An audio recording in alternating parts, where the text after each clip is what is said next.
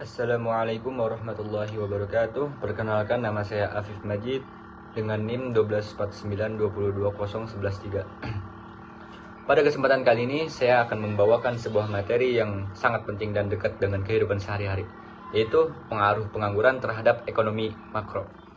Langsung saja kita bahas apa itu pengangguran. Sebelum kita masuk ke dampaknya, kita pahami dulu apa itu pengangguran. Pengangguran adalah kondisi di mana seorang yang termasuk usia produktif dan sedang mencari pekerjaan belum mendapatkan pekerjaannya. Artinya mereka siap bekerja, punya kemampuan, tapi belum ada kesempatan kerja. Nah, hal ini bukan cuma jadi masalah pribadi, tapi juga masalah negara. Yang kedua, mengapa pengangguran jadi masalah ekonomi makro? Dalam ekonomi makro, kita bicara soal hal-hal besar: pendapatan nasional, konsumsi masyarakat, inflasi, pertumbuhan ekonomi, dan lain-lainnya. Nah, pengangguran itu punya dampak yang luas terhadap hal-hal besar. Karena ketika banyak orang menganggur, otomatis banyak juga potensi ekonomi yang tidak dimanfaatkan. Dampak pertamanya yaitu pendapatan nasional menurun. Saat banyak orang tidak bekerja, mereka tidak menghasilkan pendapatan. Dampaknya, daya beli masyarakat menurun. Kalau daya beli turun, maka konsumsi juga ikut menurun. Padahal konsumsi adalah salah satu komponen utama dalam perhitungan produk domestik bruto. Artinya pengangguran bisa membuat pendapatan nasional menurun. Dampak yang kedua, permintaan agregat turun. Karena daya beli turun, otomatis permintaan barang dan jasa ikut menurun. Produsen jadi enggan memproduksi barang dalam jumlah besar karena takut nggak laku. Kalau produsen mengurangi produksi, maka bisa terjadi PHK tambahan, yang artinya menambah angka pengangguran.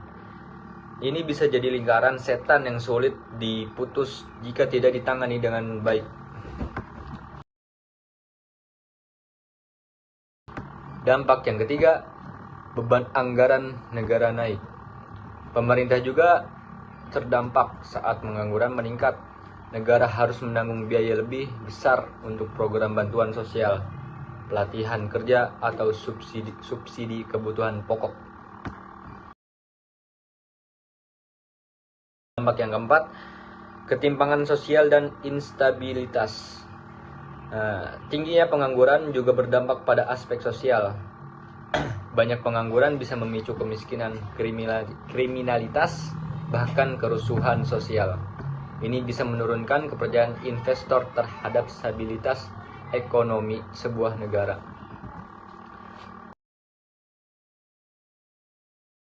Dampak yang kelima, produktivitas nasional menurun. Orang yang lama menganggur bisa kehilangan keterampilan dan semangat kerja. Akibatnya apa? Ya, saat mereka akhirnya dapat pekerjaan, produktivitasnya mungkin sudah tidak optimal lagi. Ini berdampak sekali dalam waktu jangka panjang pada daya saing tenaga kerja nasional. Kesimpulannya, jadi bisa kita simpulkan bahwa pengangguran bukan hanya masalah individu, tapi juga masalah ekonomi makro. Dampaknya bisa meluas ke berbagai sektor: pendapatan nasional, konsumsi masyarakat, keuangan negara, hingga ketahanan nasional dan produktivitas nasional. Karena itu, pengangguran harus menjadi perhatian serius bagi pemerintah dan seluruh elemen masyarakat. Demikian yang bisa saya sampaikan tentang pengaruh pengangguran terhadap ekonomi makro. Semoga bisa memberikan pemahaman baru dan bermanfaat untuk kita semua. Amin ya robbal alamin. Terima kasih atas perhatiannya. Wassalamualaikum warahmatullahi wabarakatuh.